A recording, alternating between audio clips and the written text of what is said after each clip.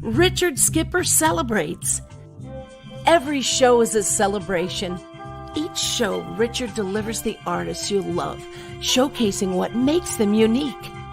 Never gossipy. The antidote to a sometimes hectic world. Now, here's your host, Richard Skipper. Happy Tuesday, everyone, and welcome to the latest edition of Richard Skipper Celebrates. For all of you who are here, thank you so much for joining us this afternoon. If this is your first time here, I hope that you will subscribe to Richard Skipper Celebrates right here on YouTube. Leave a comment, hit the like button if you do indeed like the show, and please tell your friends. My show is all about celebrating artists and their body of worth. And I've always said that it's very easy to celebrate artists that I admire. It gets a little bit easier when those artists also happen to be friends. And I am very excited about today's guest, the one and only Deborah Stone, a main fixture in the cabaret scene. I remember the first time that I saw Deborah was at the Salon, Mark Janis and Tanya Moberly. And she got up and sang, and she had this sense of style that was otherworldly. And I say that because it took me back to like a Ruth Etting or a Helen Morgan. That was the kind of energy that I see when I see her on stage. As many of you have seen in the promo, she is a singer, she's an entertainer, she is a former dancer, she's a showgirl, and she's a drag queen. Now, I got a phone call from my dear friend Diana Templeton a couple of days ago, who I hope is watching today. And she said, I think there's a mistake on this. Drag queen? I said, absolutely. She's done it all. But I'll let her tell you about it. And on the other side, we'll all say hello to Deborah Stone. Lacage was a major part of my life, what with rehearsals on both coasts and performances in San Francisco and LA. It was an amazing experience. And I got to be a girl who played a boy who played a girl. We are what we are, and what we are is an illusion. We love how it feels, putting on heels, causing confusion. We face life though it's sometimes sweet and sometimes bitter. Face life with a little guts and lots of glitter. Look under our frocks, girdles and jocks, proving we are what we are. We face life though it's sometimes sweet and sometimes bitter. Face life with a little guts and lots of glitter. Look under our glitz, muscles and tits, proving we are what we are. When life is a real bitch again, and my own sense of humor has up and gone, it's time for the big switch again. I put a little more mascara on, and everything sparkle dust, bugle beads, ostrich plumes. When it's a beaded lash that you look through, 'cause when I feel glamorous, elegant, beautiful, the world that I'm looking at's beautiful too. And my little road has a few bumps again, and I need something little to lean upon. I put on my sling pumps again, and wham! This ugly duckling is a spun. So when my spirits start to sag, I hustle out my highest drag and put a little more mascara on.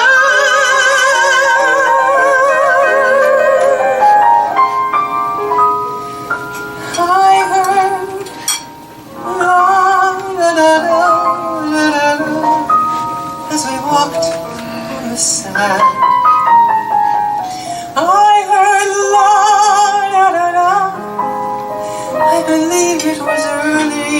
early September. Through the crash of the waves, I could tell it was something romantic, something about sharing, something about always. Though the years race along, I still think of our song on the sand, and I still try and think of the words I can barely remember. Though the time tumbles by, there is one thing that I am forever certain of. I hear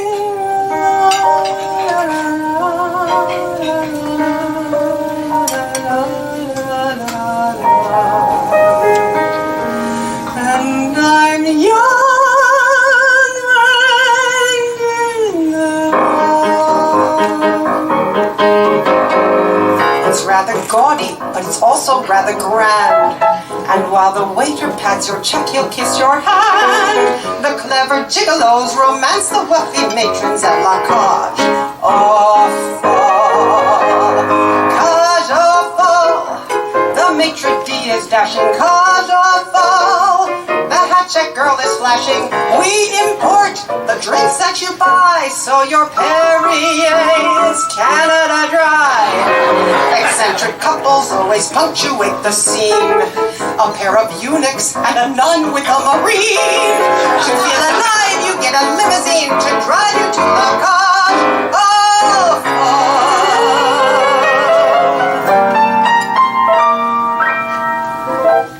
The best of times is now. What's left of summer but a faded rose. The best of times is now. As for tomorrow, well, who knows? Who knows? Who knows? So hold this moment fast and live and love as hard as you know how, and make this moment last, because the best of times is now, is now, is now. No, not some forgotten yesterday. Now, tomorrow is too far away. So hold this moment fast and live and love as hard as you know how, and make this moment last, because the best of times is now, is now, is now, is now, is now.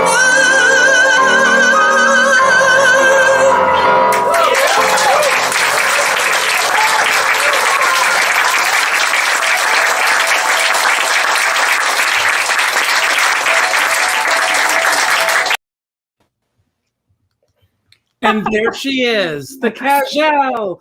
I think being a cagelle is the one area of show business that I have not done. Well, you know, you've done just about everything else. So, I mean, you got to leave something for somebody else, Richard.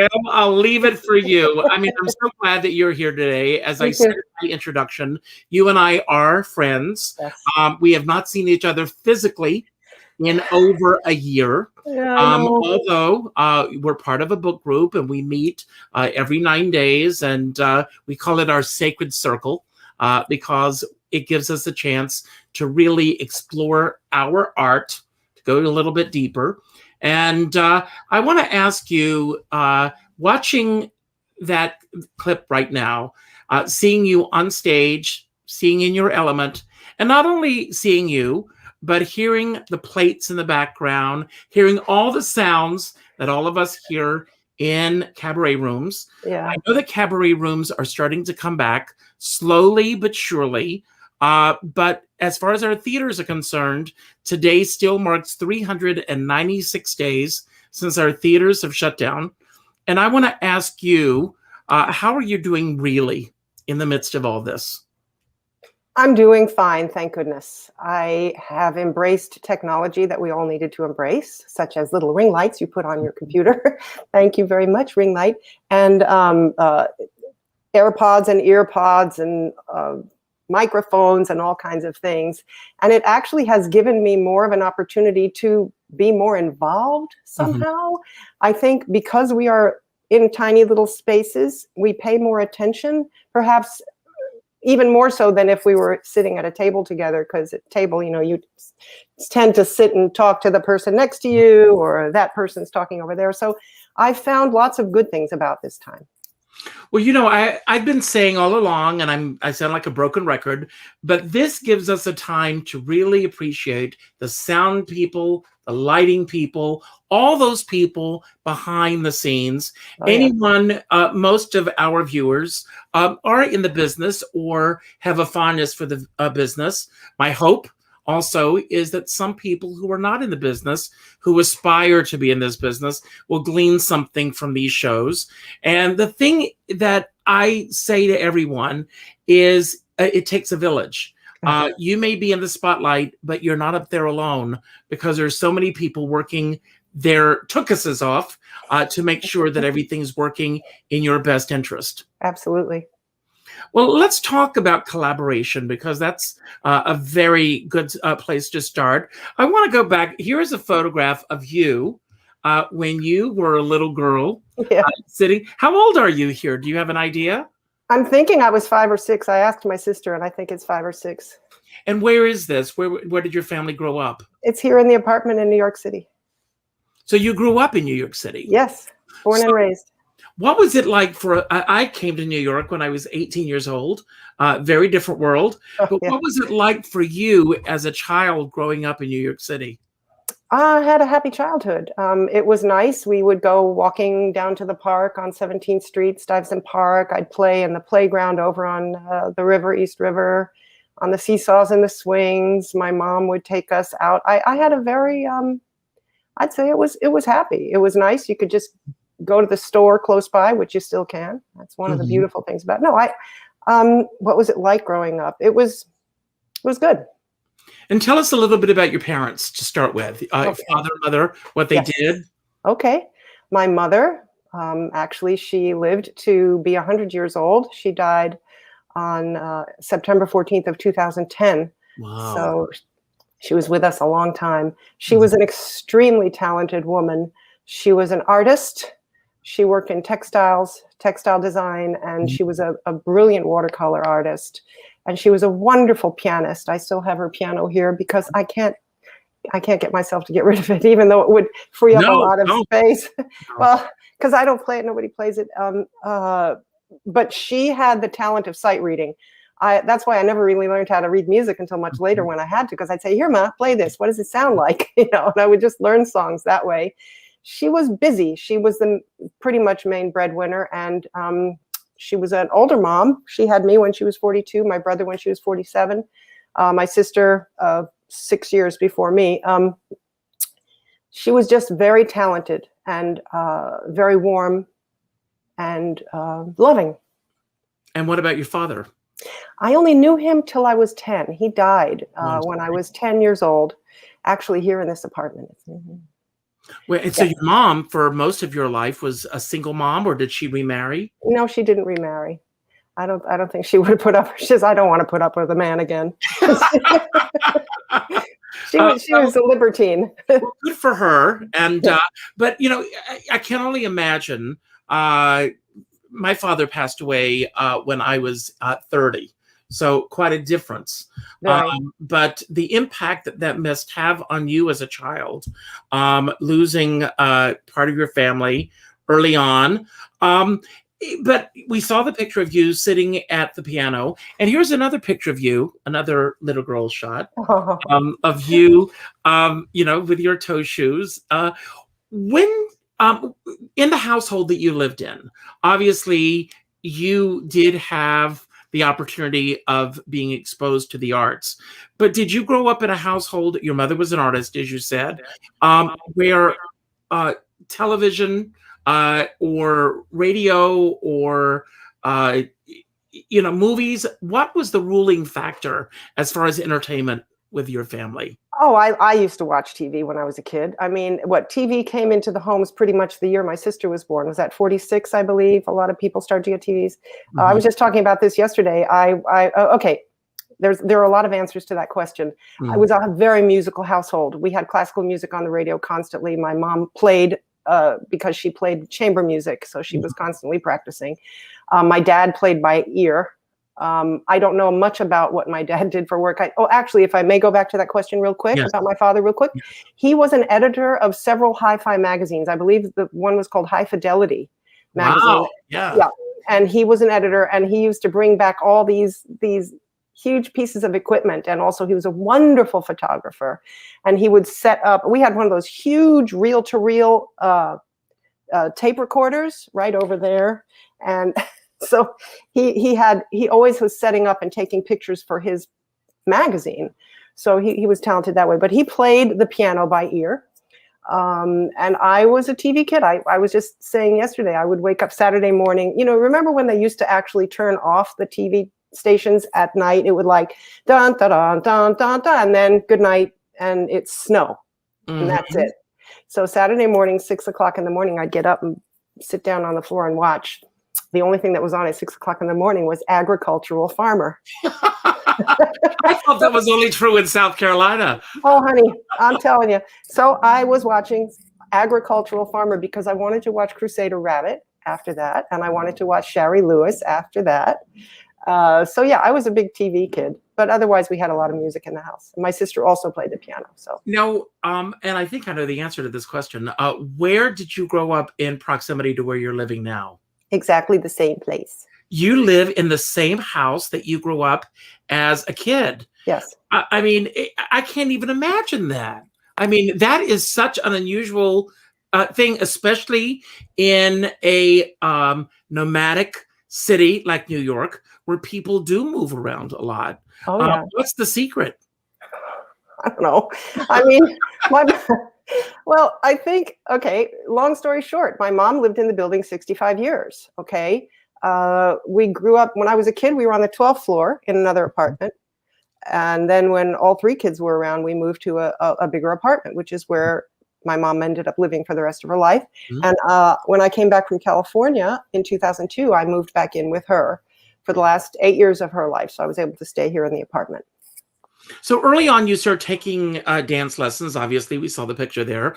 Did you take piano lessons as well, or? Yeah, but it didn't stick. Mom wanted us all to take piano, and I was too busy playing by ear.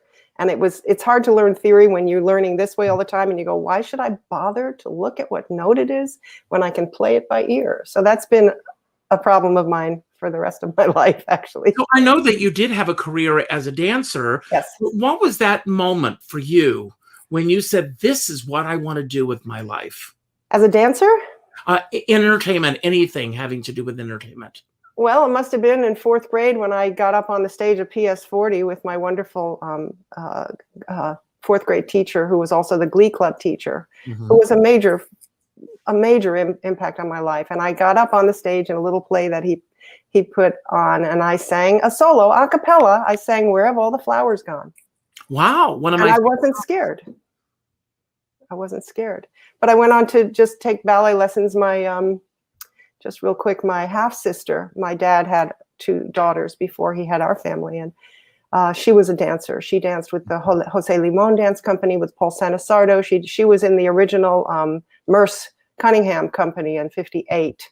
So she said to my mom's name was Fania. She said, Fania, get the girls over to the Met Opera Ballet School and see if they can get in. I made it. My sister didn't. I think it was an age thing. She was a little older. And then I just started taking ballet lessons. Were you hooked immediately, or did it feel like a chore to you? Never. Never. You just absolutely loved it. And so that moment, you get up and you sing "Where Have All the Flowers Gone" in school. No fear at all. Did the fear ever come into your performing? Oh, yeah. Of course. That's what drives us, That's what makes us do our job. When were you first aware of the fear creeping into your art? Oh, my. I'm too old to remember that. No, you're not. There's no, everyone is 60 here, because that's my age. If only. Yeah. I put everyone on the same, you're 60. Okay. Hey, you're 60. the fear, when did it come in? Well, I think it just creeps in sporadically. And all of a sudden, when okay, as a dancer, I danced with a wonderful dance company here for several years. It was called the Linea Dance Company. And it was wonderful. I remember, okay, I was doing a solo that she had choreographed for me of course, everybody was dancing to the Eric Satie, Trois Gymnopédies, da da da da da da da da, that. But it was a beautiful solo and was very slow and very, very, drawn out. And I had to not be nervous, because if you're nervous, you start shaking on your feet and everything. So whenever I would go out to do that solo, I would go out, plant myself in the middle of the stage in the dark in first position, because the nerves are there and you just have to, okay. So I guess it started mainly in dance. Whenever I'd go out to perform, you have to fight that. But you learn how to combat that early on because of your training. It's Yeah. the training that really helps in that. And did you, after getting up and singing that first time that you sang, did you begin to pursue other acting opportunities beyond the dance? No, I didn't. I just, I sometimes think of myself as pre-conscious at a certain age, just sort of going along. And I don't remember any conscious decisions of, yes, I'm going to do this now. It just sort of did stuff. And then you kept doing stuff. And then before you know it, that's what you were doing. And if you're lucky, you loved it. So. But who are some of the mentors along the way who shaped you not only as an artist, but as a human being beyond the art? Well, I immediately think of dance mentors, because that's what I was involved in so much.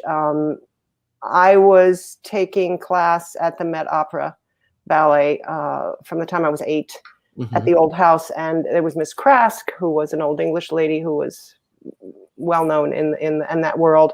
I studied with Antony Tudor, who, I don't know if you're familiar with the name, but he was a brilliant choreographer. And he could also be a real, I won't say it. Anyway, but I think later on, Mr. Corvino was my first, one of my first dance teachers, and I'm still friends with his daughters. We've known each other since we were 8, when we started to go on stage at the Met Operas when we were 8 years old. And she and I have known each other all this time. Anyway, mentors. Nadine Revene, that's her real name, was a ballet teacher that changed my life. She got me up on my legs. She offered me the opportunity to start over and learn from the ground up, and to enhance my placement and to learn how to really move. She used to say, when I was struggling, she'd put out her hand and she'd go, "Trust me.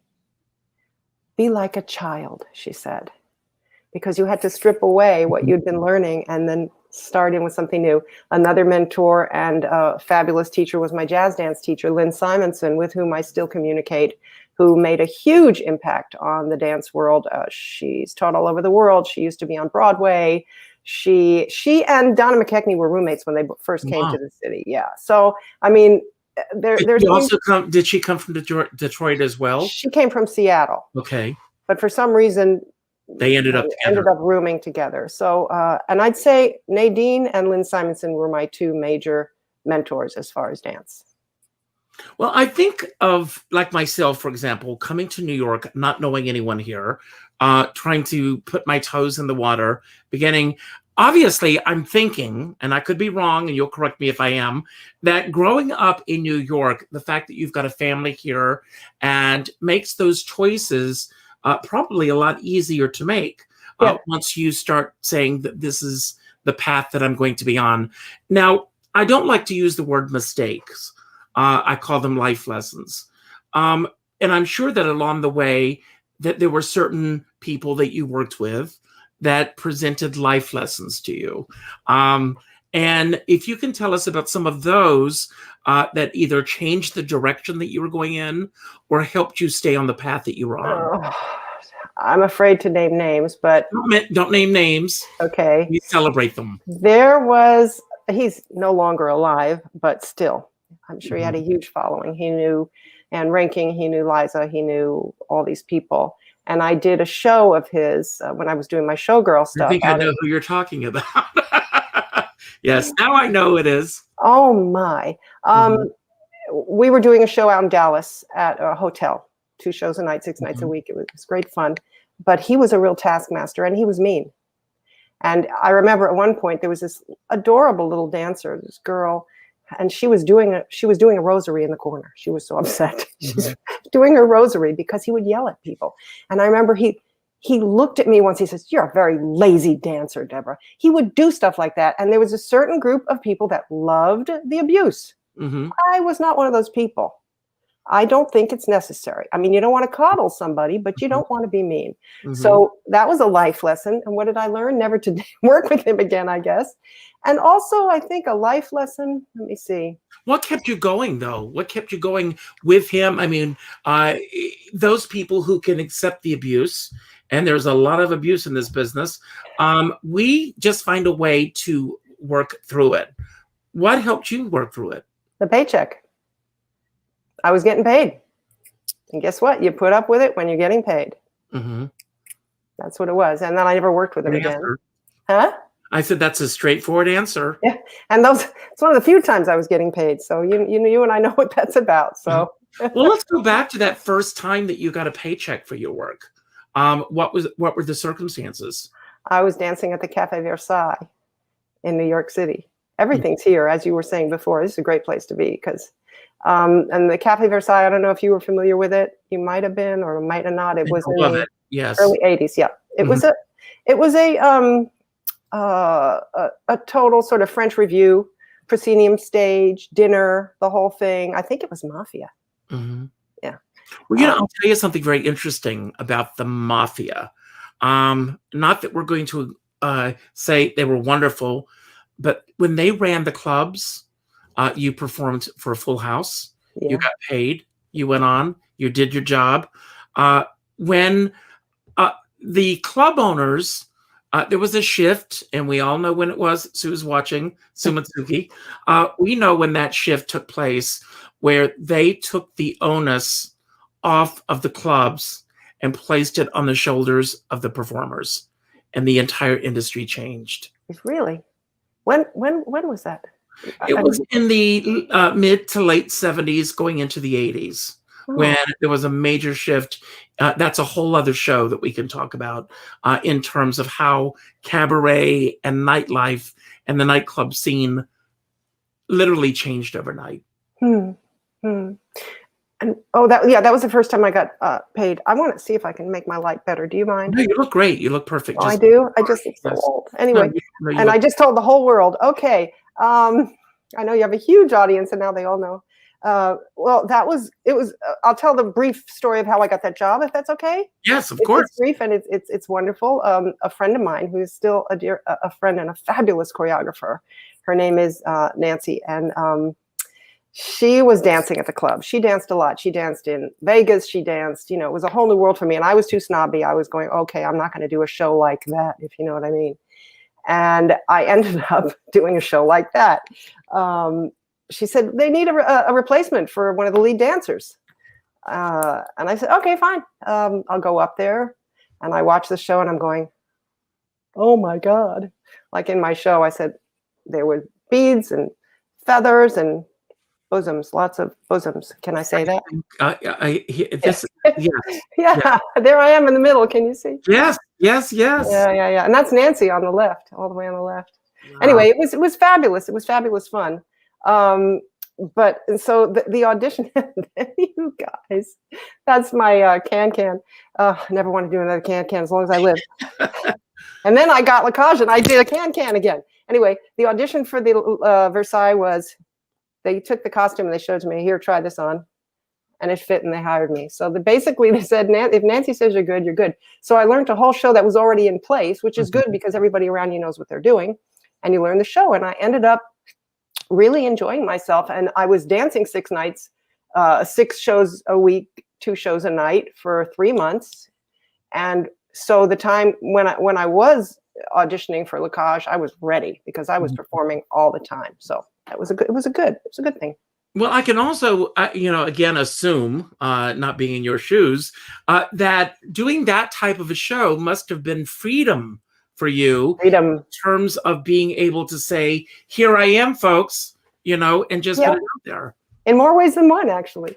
No, it changed my whole attitude toward that sort of work. Worked hard. We worked hard. We danced hard. It was fortunately a good choreographer, and the dancing was good. And there was a singer, and there was I don't know, bicycle act. The whole 9 yards. It was fun. It was truly a nightclub in Yes. New York. I wish that we had more of those. Now, didn't you live in San Francisco also for a while? Yes, I did. And how did the move to San Francisco happen from New York? Well, I had been hired as a swing for the LA cast of La Cage, and we rehearsed here in the city.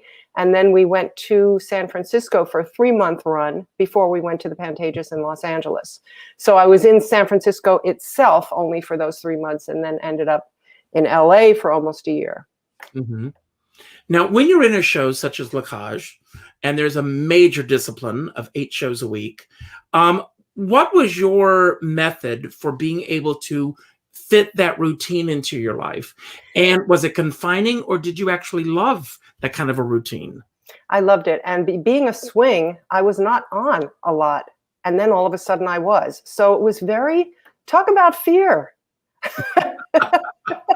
Talk about fear. I mean, I remember the first time I went on for Chantal the Songbird. I was a second cover for her, and I was the first female cover ever, first female swing for that role, because she was obviously, it had vocal things going on. There's a photograph of me. I wish I could have found it. I would have sent it to you after, I forgot his name, had done my, the Van Buren wig, whatever those, like the wig and the makeup and everything. And I'm looking, and I look like this. Absolutely terrified, because I had to go out and do Chantal. Being a swing for that show, you didn't do things for a long time, and then all of a sudden you were very busy. So it was kind of like that. Now, that's another one of those jobs that I bow to swings, standbys, understudies, that I don't know how. I've never done it, so I don't know what that feeling is like. It's terrifying. But where were you the first time that you found out you're going on tonight? Well, they usually call you that morning. So I was probably in the apartment that I was renting out in LA, because I don't think I went on. I did go on in San Francisco, I think. Oh, I've got stories. Oh, anyway. And do you feel that you were prepared that first night that you went on? I mean, sometimes no, sometimes I wasn't. And it was terrifying, and it was hilariously funny as well. Anyway. So after the show closed, you decided to stay out in California for a while. Am I right? Or did you come back? I left, well, shameful as it is, I left the show before it closed to get married. Mm-hmm. What was I thinking? Anyway, so that was another life lesson, to put it nicely. Mm-hmm. I ended up staying in the Bay Area, moving back to the East Bay, San Francisco Bay Area. And then when I left that, I ended up staying also in the Bay Area in Oakland, California for 9 years on my own. And my whole life, everything changed. I got a regular job and I taught a lot of fitness.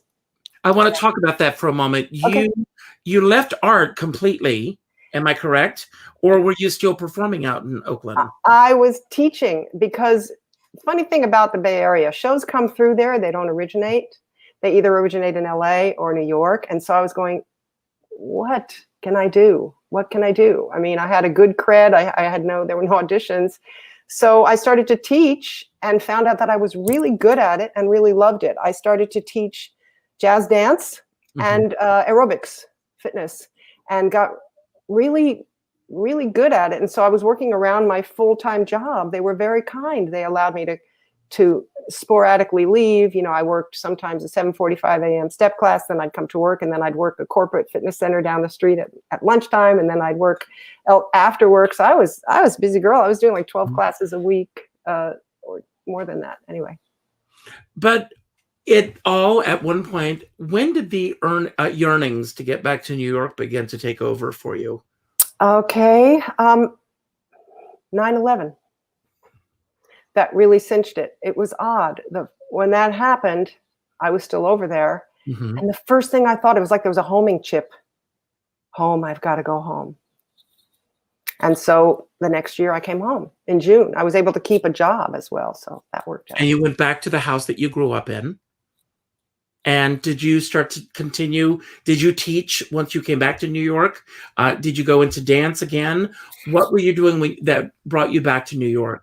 The job and also my mom. The frustrating thing, Richard, was that I papered the city with my resumes and all the clubs, the fitness clubs. I didn't get one bite. There was a change going on. People liked their little gadgets, the slide things, the this, the that. I taught old school dance aerobics and some step, and that was just so old school. I mean, it just wasn't happening, and they didn't. I would get an occasional thing. Do you want to come teach a hip hop class? No, I actually don't, because I have no idea how to do that.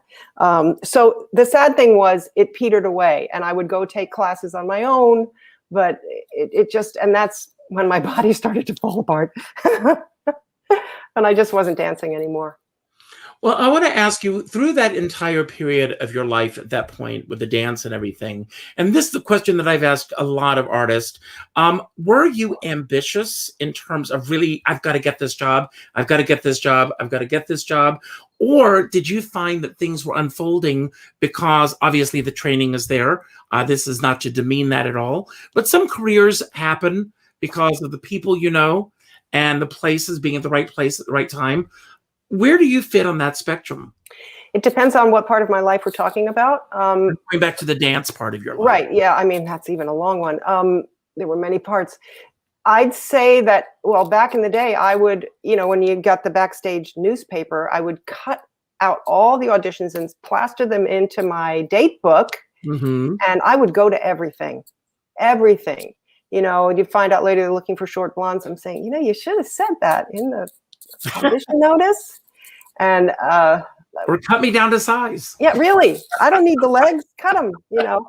I was ambitious that way. And once I came back, once I came back from California, I was in all the unions. So I had my equity card. I had my SAG card. I'm after. They used to be separate, SAG after. Mm-hmm, mm-hmm. I used to go blissfully over to the equity building and sign up for things, but I was in flux. I was no longer, they're not going to hire a dancer that was my age at that point. There are too many good 18-year-olds running around, and they weren't going to look at somebody in her, I don't know, what was it, late 30s, early 40s, whatever it was, 50.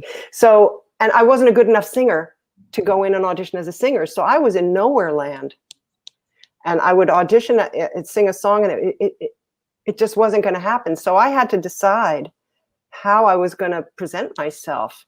And I started studying voice. Mm-hmm. I went to a cabaret workshop over at Lucy Moses School, where my voice teacher was teaching. And I got my first taste of that possibility. But then I went on to study classical voice and started doing art songs and stuff like that. So it's just so diverse. It's hard to nail it down. Now, do you remember the first cabaret show that you saw and the impact that made on you? Yes, and I wasn't even involved in cabaret at all. It was Wallowich, John Wallowich. My birthday mate. We shared a birthday. And just think of it, the first time ever seeing anybody do anything like that, and it was him. And I just, mm-hmm. I was weeping into my martini, saying, "Is he following me around? He's singing my life." It was that connected, and that was because I was in the Kaufman Cabaret class over at the Lucy Moses School. And one of my colleagues in the class said, "Why don't we go and see this John Wallowich?" I said, "Who the hell? I don't know who that is." And I was just blown away. So that was my first show that I ever saw. And at that moment, when did that bug hit you where you say, "That's what I want to do. I want to get up there and do that"? That wasn't until much later. That was getting up at the Lambs on Friday nights and trying to sing in front of people. I had no idea what to sing. You weren't even doing this before then? Now that's surprising to me. It truly is.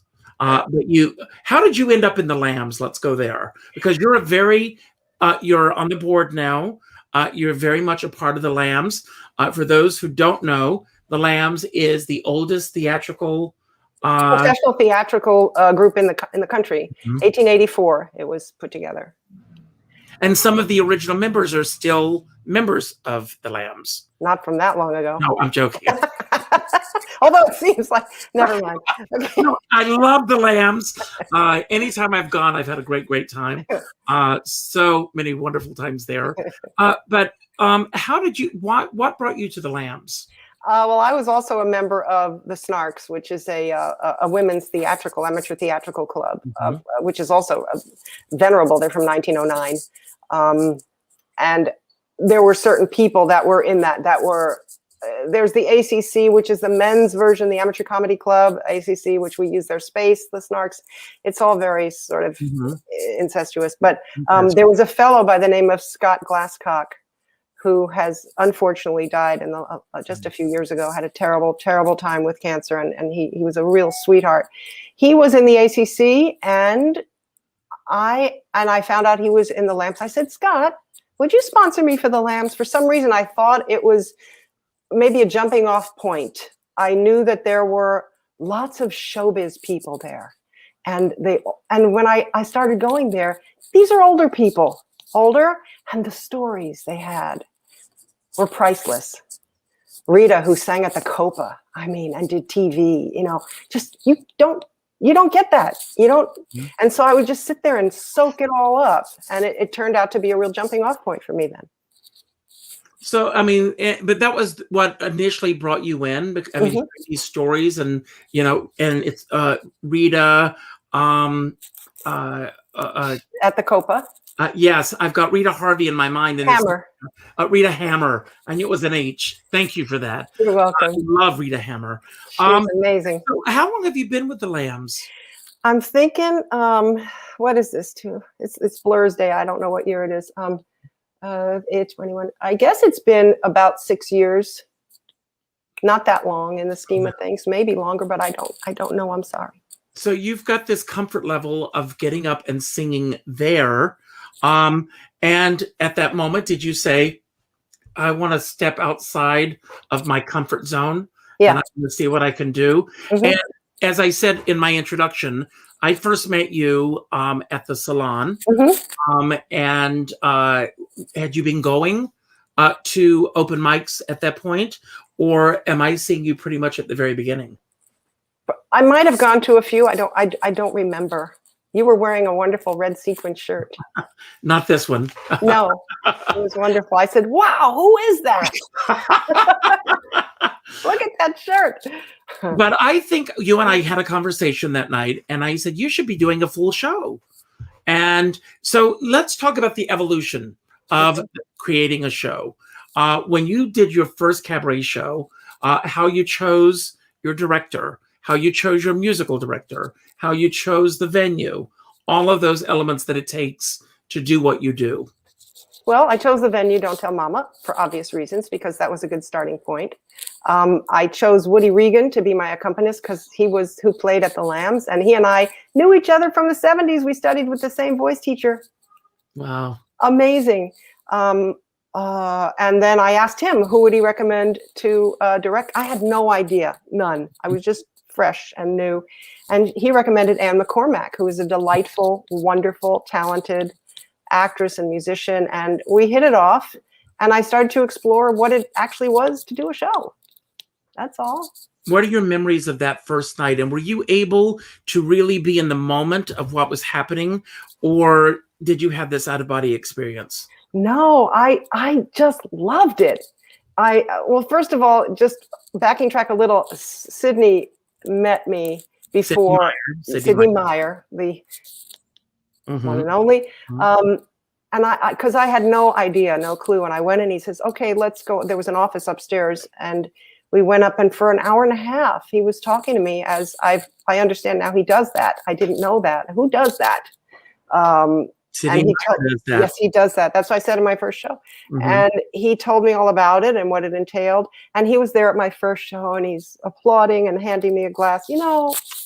God, it was just wonderful. And what was the rest of the question?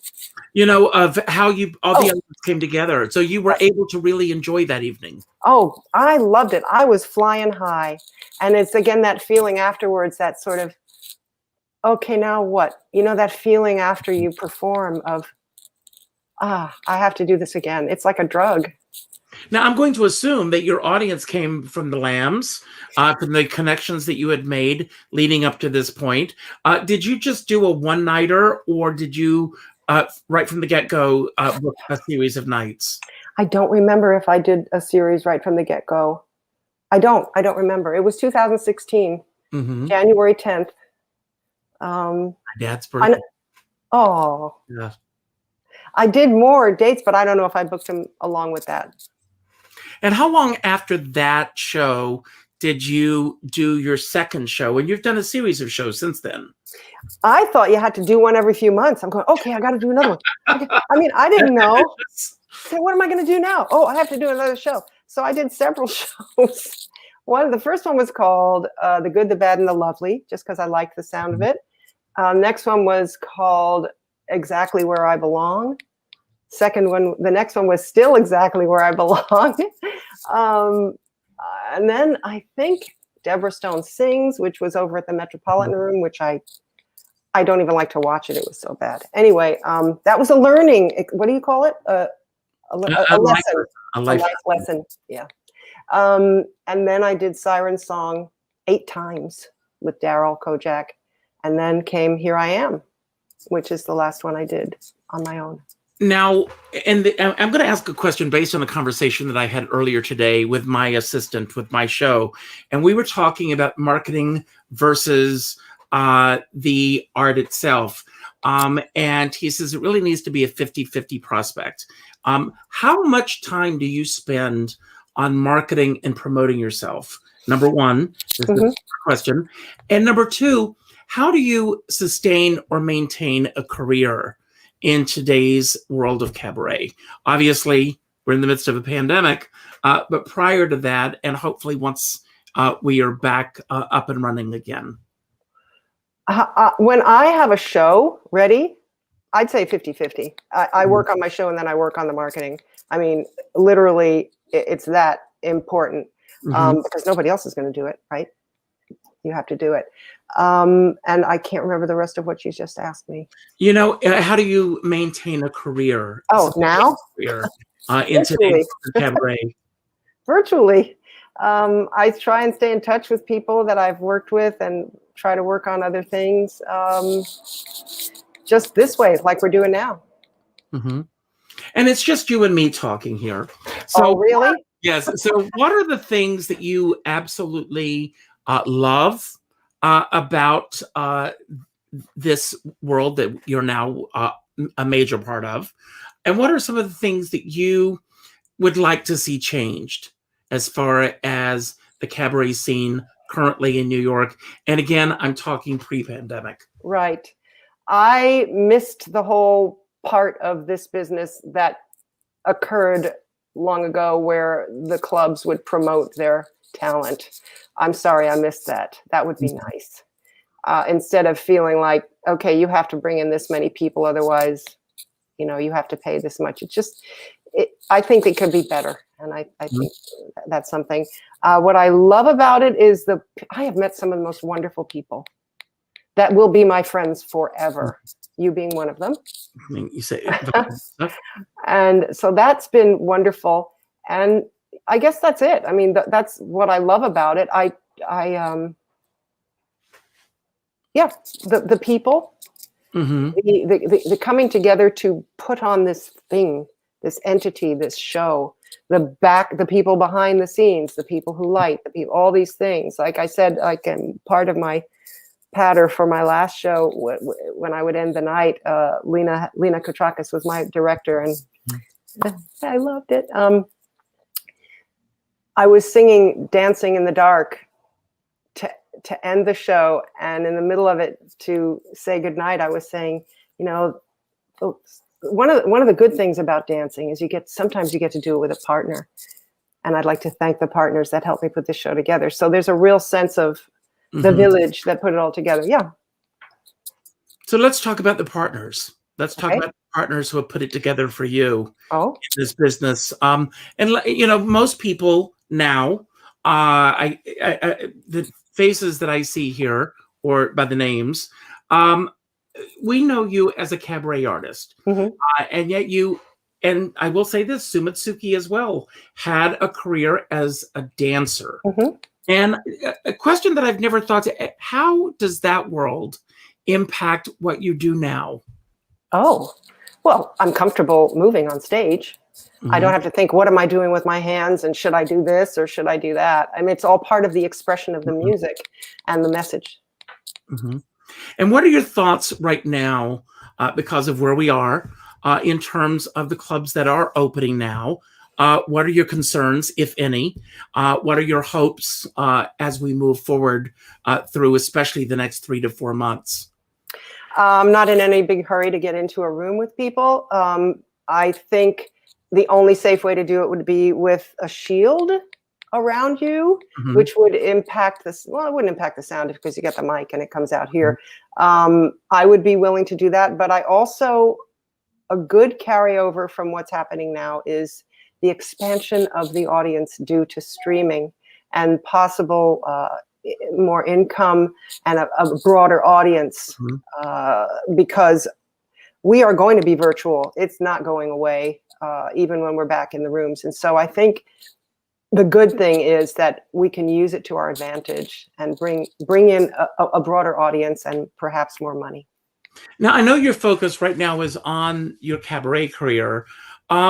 Would you go back to acting? Would you go back to pursuing a career as an actress? I know that you do a lot of work in the medical profession, which I want to talk about for a moment, because I think that's an amazing, fascinating side job, if you will, that you have. Can you talk a little bit about that so that everyone knows what I'm talking about? Sure. I'm still playing with the light here because I'm not happy. There we go. Okay, why not? I do what they call standardized patient work. Standardized patients is where a medical entity, either a medical college or a school of nursing or a hospital, will utilize the talents of actors to take part in simulations where they are the actual patients, helping the bedside manner, at least, of the upcoming medical professionals. That's what we do. And would you consider auditioning for other work, or are you interested in that aspect of the business anymore at this point? Yes, I have actually put in, I keep my casting networks thing going. I keep my Actors Access going. I just did a wonderful play, a couple of plays with the Snarks, which I'm hoping is going to be coming out soon. There was a glitch and she had to re-edit everything. But when that comes out, I'm going to, I loved it. I adored it, and I like to act.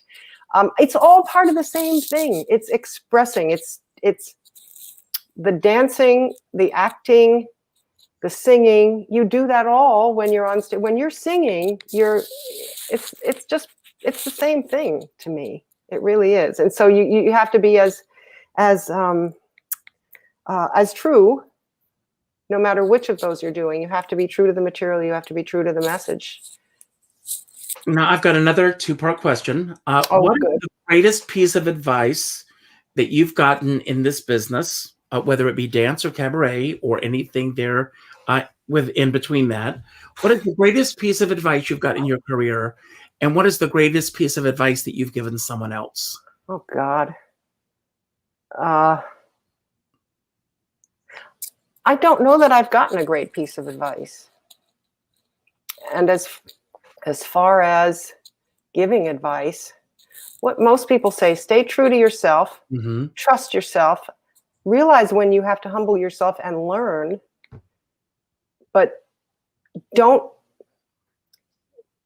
see people on an equal level. Even when you're going to an audition, feel that you are auditioning them as well, that you are giving them something that they want. And if they don't take it, well, they obviously don't want this particular thing, and they'll get what they want. But it's so, especially in the arts, especially dancers. So, we get it. It was always the bottom of the ladder. You get into a room full of dancers and they say, thank you very much, goodbye, goodbye, goodbye. And they keep you and they keep you and they keep you and they dance you and they dance you and they say goodbye. It's demeaning. It's hard to keep your self-confidence up, but know that you should see them as equals and come with a gift, I guess. So one last question before we wrap it up, because our hour is up, Deborah. We got to do this again sometime. I know. But look at this little girl here.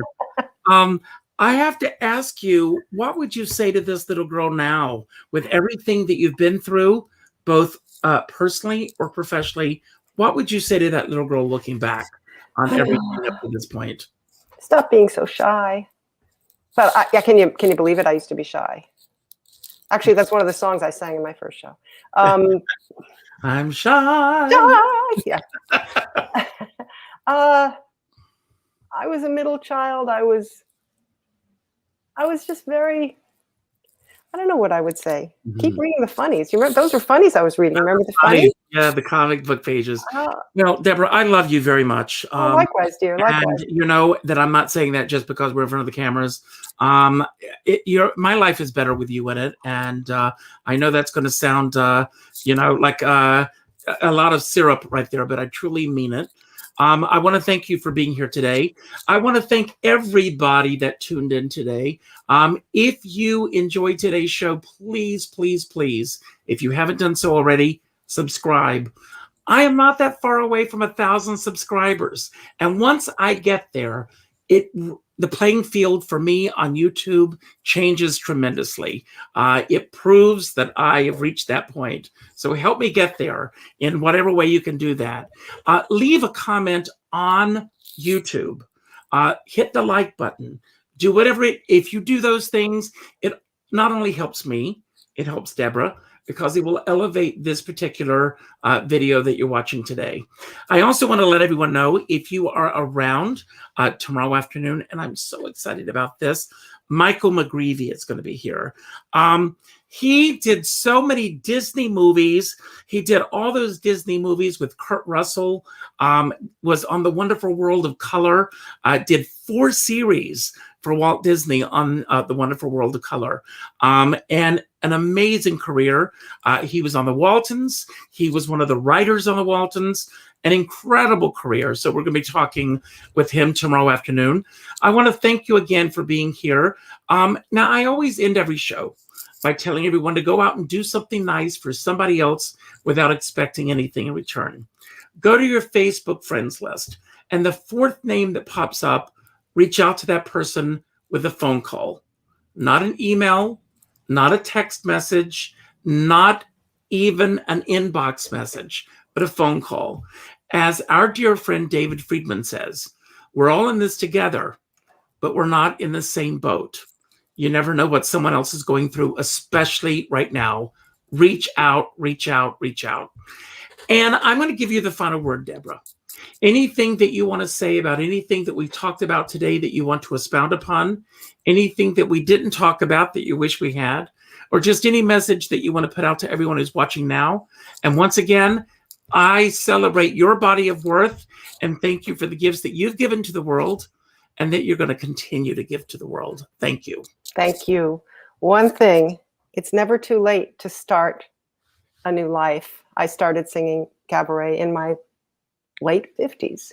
So, and thank goodness it's one of the genres that allows a woman of a certain age to put it across. And again, I can't say enough about what Richard is doing. And I'm not just spieling. I mean, you're in my life and you're such a positive force in my life. It's been an honor and a pleasure to know you. And I look forward to when we can get together and have a 6-hour brunch again. You bring out the best in the people that you interview. You bring out the best in your friends. You ask the best questions, some of which we can't answer. But thank you for what you do and keep on doing it. I look forward to doing this again. Thank you. Love you. Everybody, make it a better tomorrow. Good night, everybody.